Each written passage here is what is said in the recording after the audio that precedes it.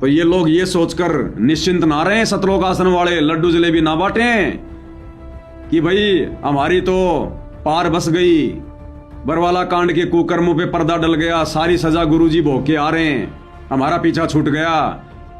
भाइयों पीछा छूटा नहीं है, अब आएगा नंबर तुम्हारा।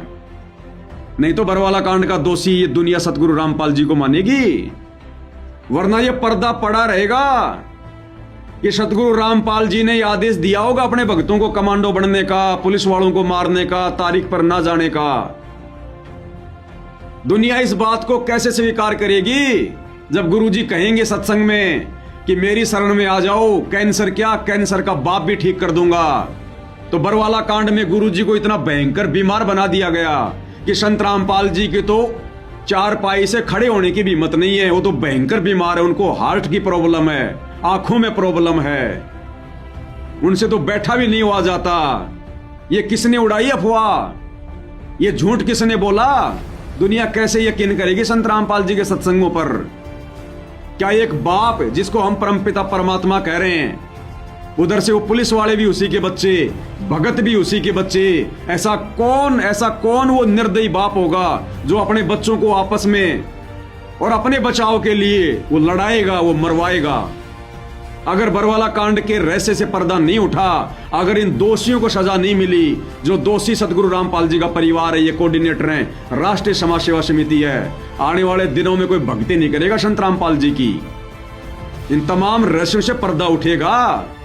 आश्रम वालों इस बहम में न रहना कि बस गुरुजी ने सजा भोग ली, कोर्ट ने माफ कर दिया, बात आई गई हुई।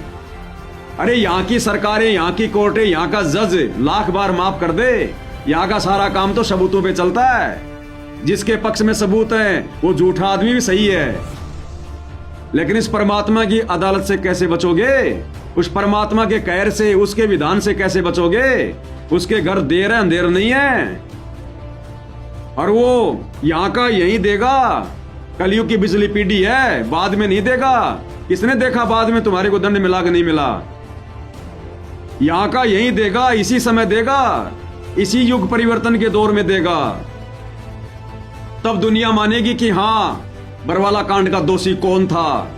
संत रामपाल जी तारीख पर नहीं गए या उनको जाने नहीं दिया गया, संत रामपाल जी बीमार थे या जबरदस्ती उनको बीमार बना दिया गया। कोर्ट की अवमानना संत रामपाल जी ने की या उनके परिवार ने करवाई? 6 भक्तों की मौत का जिम्मेदार सतगुरु रामपाल जी या उनका परिवार? ये गुंडागर्दी उनका परिवार कर रहा था, संत रामपाल जी आदेश दे रहे थे। ये तमाम रहस्यों से पर्दा उठेगा। परमात्मा है धरती पे, नहीं तो कोई भक्ति नहीं करेगा इनकी। तो हम तो वीडियो के लास्ट में फिर एक बार इन आश्रम वालों से ये प्रार्थना कर रहे हैं, यही विनती कर रहे हैं, भैया मान जाओ, अभी भी समय है। ये लड्डू जलेबी बांटना बंद कर दो, रो अपनी किस्मत पे कि गुरुजी अभी बाहर ना जाएं, नहीं तो उसके बाद तुम्हें मौका नहीं है, कोई माफी नहीं है। अगर 2-4 दिन गुरुजी नहीं आ रहे तुम लोगों के अनुसार, 2-4 दिन माफी मांग लो, पश्चाताप कर लो। अगर लाइव वीडियो देख रहे हो तो ये अंतिम मौका, अंतिम चांस परमात्मा इस पवन दास के माध्यम से, इस लाइव के माध्यम से तुम आश्रम वालों के पास में संदेशा भिजवा रहा है। ये दयालु है, दया करने में कसर नहीं छोड़ता, लेकिन तुम इस चक्कर में मत रहना।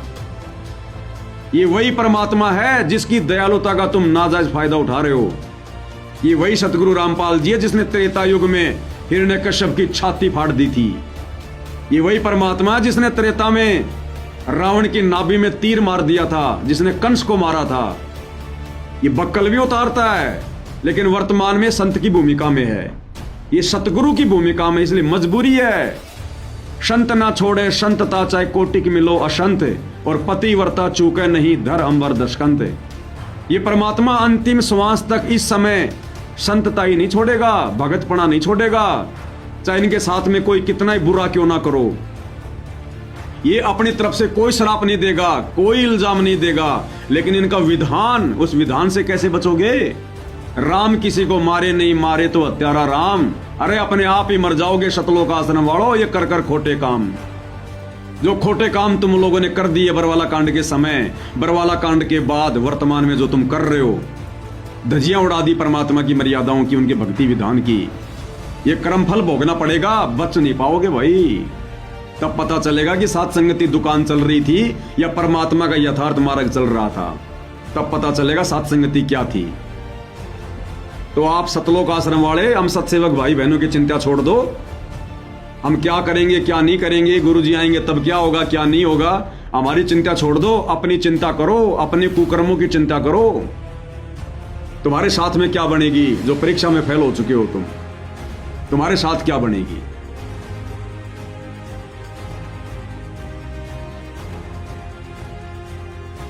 हमारे साथ जो आश्रम के प्रवक्ता राज कपूर हैं, उनसे जानेंगे।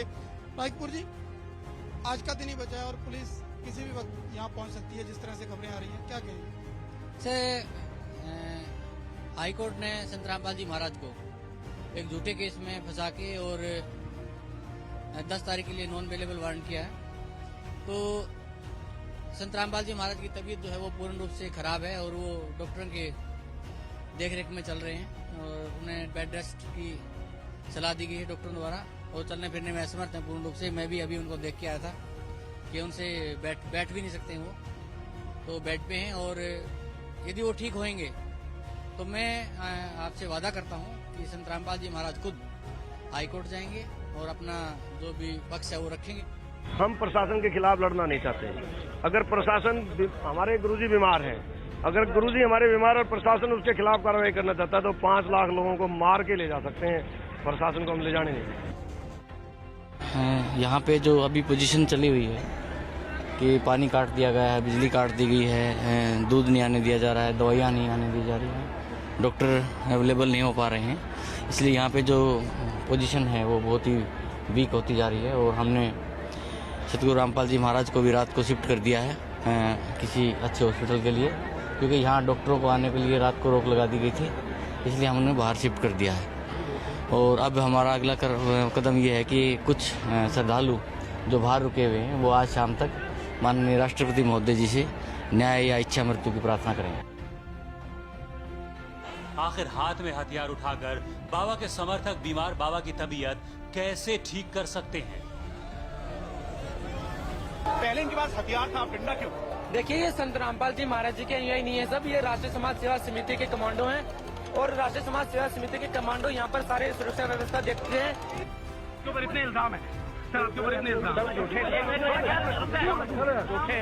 झूठे कैसे हैं आपके ऊपर? आपके गुंडे इतने खड़े थे वहाँ पे, हजारों आदमी हरियाणा पुलिस से। मेरे नीचे राष्ट्रीय समाज सेवा समिति नहीं तो आपकी समिति है।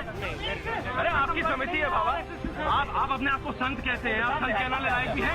आप आपसे भी जवाब दीजिए। आपके वहाँ इतनी फोर्स, इतने गुंडे, इतने आदमी खड़ी है हरियाणा पुलिस के ऊपर। आप जी, आपकी जो बेल एप्लीकेशन थी वो भी अब रिजेक्ट कर दी गई है, जो 2008 में आपको बेल मिली थी कोर्ट की तरफ से, उसके बारे में क्या कहना है? धन्यवाद। जो पूरा विवाद हुआ उसमें 6 लोगों की जान गई, तो आपको कोई अफसोस है उस बात का? बहुत अफसोस है नहीं, जो आपने अपने अनुयायियों को ढाल बनाया और आप पीछे छुपे रहे, मैंने किसी को नहीं, वो आप सही मानते हैं? मैंने नहीं बनाया किसी को, वो अपने आप ही बन रहे थे। मुझे भी रोक रखा था, मुझे भी रोक रखा था, मुझे भी रोक रखा था, मुझे भी रोक रखा था, मुझे भी रोक रखा था। संत रामपाल को आज पंजाब और हरियाणा का हाईकोर्ट में पेश किया गया और हमारे साथ संत रामपाल के वकील हैं जी। नरवाना जी, आज क्या हुआ है हाईकोर्ट में आपकी तरफ? आज संत रामपाल जी खुद पर्सनली कोर्ट में पेश हुए हैं और उनको पुलिस ने पेश किया है। और संत जी ने ये कहा है कि मैं तो खुद बंधक बना हुआ था, मैं क्या करता, मेरी मजबूरी थी, इसलिए मैं कोर्ट में नहीं आ सका। मैं बीमार जरूर हूँ, परंतु बीमार के होते भी मैं कोर्ट में आता। किसने बंधक बनाया था? कुछ लोग थे वहाँ पर, हजारों लोग थे, वो कहने लगे तुमने नहीं जाना, इनको रोका हुआ था। अब पुलिस ने जब इनको छुड़ाया तो ये डायरेक्ट एम्बुलेंस में पुलिस इनको कोर्ट में ले। कितनी देर से बंधक थे वो? ये तो अब जब से ये झगड़ा चल रहा है ना, तब से बंद की थे, 15-16 दिन से शायद। पहले तो बात है, उनकी इस दलील पे विश्वास नहीं किया जा सकता पहली नजर में जी, लेकिन फिर भी ये अदालत में दलील दी जाएगी, जो निचली अदालत होगी जिसमें केस ट्रायल होगा, उसमें अदालत क्या फैसला लेगी तो उस वक्त पता लगेगा। लेकिन प्रारंभिक तौर पर अगर इनको खुद को बंधक बनाया गया था, अगर इन्हीं की बात को सच मान लें जी, तो इनको बंधक बनाने वाले कौन थे? वो भी इन्हीं के लोग थे, इन्हीं के समर्थक थे। तो इनको बंधक बनाने वाले कौन थे? वो भी इन्हीं के लोग थे, इन्हीं के समर्थक थे। तो इनको बंधक बनाने वाले कौन थे? वो भी इन्हीं के लोग थे, इन्हीं के समर्थक थे। रामपाल जी महाराज के खिलाफ प्रशासन ने यदि कानून के आड़ लेके न्यायालय का भय दिखा के यदि कोई उन्हें फंसाने का प्रयास किया, उन्हें गिरफ्तार करने का बीमारी की हालत में प्रयास किया, तो हम अपनी जान देकर उसका विरोध करेंगे। और उसके बावजूद यदि संत रामपाल जी महाराज भी इस हालात में खुद न्यायालय जाना चाहें तो संत रामपाल जी महाराज को भी हमारी 1 लाख लोगों की लाशों के ऊपर से गुजरना पड़ेगा। ये आज हमने निर्णय लिया है सर। इसलिए किसी भी सूरत में 17 तारीख तो क्या, उससे आगे भी हम संत रामपाल जी महाराज को किसी भी झूठे मुकदमे में न्यायालय में उपस्थित नहीं होने देंगे जब तक हम जिंदा हैं। और जिस तरह के हालात हैं अभी, खुशकिस्मती से हालात वहां पर बिगड़े नहीं हैं, लेकिन क्या आपको लगता है कि कानून के जो हालात है कानून के अनुसार वो बिगड़े ऐसे ही बने रहेंगे अगर यही स्थिति दिन बर दिन गंभीर होती गई तो? जिस प्रकार से ये प्रवक्ता जो हैं संत राज कपूर जी बोल रहे हैं जी और धमकी दे रहे हैं कि भाई हम ना जाने देंगे और ना वहाँ कोई पुलिस को आने देंगे, ना अदालत में पेश होंगे, अदालत बेची जाती है, खरीदी जाती है, इससे मुझे लगता है कि वहाँ हर हालत में क्लैश होगा और बेगुनाह आदमियों को वहाँ मरवाया जाएगा। पुलिस वाले इंजर्ड होंगे, बेगुनाह आदमी, बच्चे, औरतें इंजर्ड होंगे। लेकिन तो संत रामपाल जी को इस बारे में सोचना चाहिए। वो संत हैं, हिंसा के ठेकेदार नहीं हैं। उनको ये चाहिए कि कोई भी मेरा अनुयायी कानून हाथ में नहीं लेगा, ना कोई ऐसी भाषा का प्रयोग करेगा और इस देश के कानून का, संविधान का और जुडिशरी का सम्मान करेगा। ये उनका परम कर्तव्य है। और इस देश में रहकर इस तरह की भाषा प्रयोग करना, इस तरह जुडिशरी को चैलेंज करना, एडमिनिस्ट्रेशन को चैलेंज करना, बीमार है नहीं है उसका अलग समाधान है। उसके लिए और बोर्ड बैठा देगी, आए तो सही, देखे तो सही कोर्ट क्या। लेकिन आपसे तो ढाका की जमानत होगी है उसकी, उनकी क्यों नहीं होगी?